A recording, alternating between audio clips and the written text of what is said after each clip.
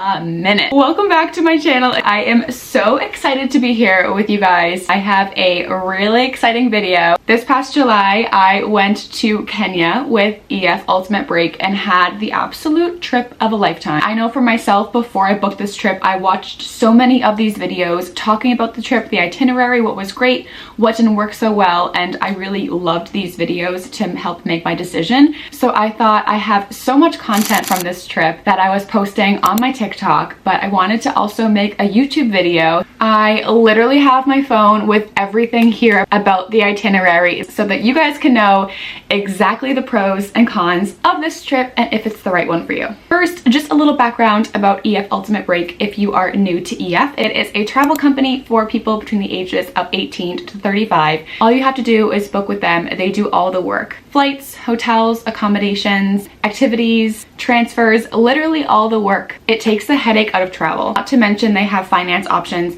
that you can pay over a course of time. Make sure if you're booking with EF for the first time, you use my link below and my code and you'll get $100 off your first trip. Day one, I flew in on an overnight flight to Nairobi. Honestly, the timing was perfect. We got right to the hotel, the Best Western in Nairobi. I got to have a little midnight dinner and I went right to bed. The first day was kind of a day to get to know the people, the culture, and to kind of explore the city of Nairobi. We went to a place called Kobe Beads, where these amazing, incredible women literally make these beads to make bracelets and necklaces and jewelry from scratch. This company was all about empowering women, which I thought was really cool because ironically, my trip to Kenya happened to be a group of all 20 girls. We also spent some time at Ocean Soul, which takes flip-flops and recycles them into art. We also had time to sneak into the giraffe center, which actually wasn't on the itinerary, but our tour guide was just the best. Had some extra time to kill, so we snuck in and fed some giraffes. So the next day we woke up bright and early to head to Amboseli National Park.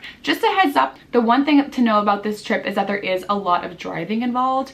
I personally didn't see it as a negative because I felt like I saw so much of the country because of that. We were driving so much and seeing so much. I was phone level 0 during all the drives, no headphones, just was so enamored by everything around me. So the driving really wasn't a negative from my perspective, but I know for some people that can be a big factor. After a very bumpy drive, they call it an African massage, to Amboseli National Park, we finally made it. And we literally hadn't even got to our accommodation yet in the park and we were already seeing so much wildlife. Honestly, this is one of my favorite parts of the whole trip because everyone in the Jeep was just so excited to see everything. We literally saw probably one of the best encounters we had the whole week with this elephant that was just right outside our Jeep door. We got to our hotel, which was definitely one of the best accommodations we've had out of the whole trip. We were just separated from the animals by just a fence. We were by the pool some days and just next to zebras. Wild. This is a plus trip on EF, which means the accommodations are going to be a little bit more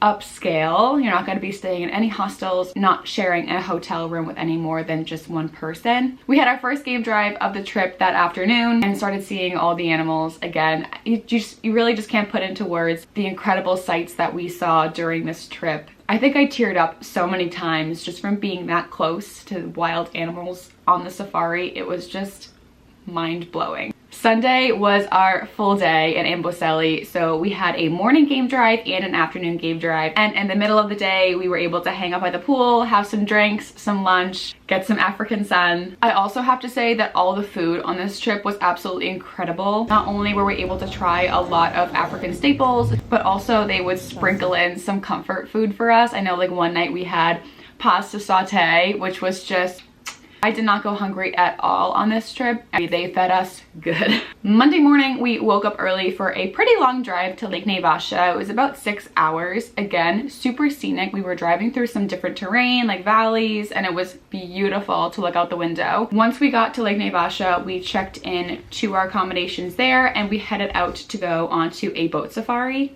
The boat safari was amazing. I was definitely a little bit fearful because knowing there were hippos all around us, but the tour guides that were on the boat were amazing and they made us feel very safe. It was pretty cool to get so close up to hippos and knowing that they were like swimming underneath us. We even got to see a baby hippo. After the boat safari, we had a little bit of time to kill, so our tour guide gave us the option of either having some time to relax before dinner or going to Hell's Gate National Park and doing a bike tour. And I think every girl chose to go to Hell's Gate and do the bike tour. Hell's Gate National Park is where the Lion King is based off of. No one wanted to miss that. We really recommended for our tour guide to advocate for this to be added back on the itinerary, as it's not included in the trip. We only spent one day in Lake Naivasha, just a day and then a night, and then the next morning we woke up and we drove to Masai Mara. Another longer-ish drive, about 6 hours, but again, very scenic. I'm a motion sickness girly and I was totally fine. We did a game drive in Masai Mara that afternoon,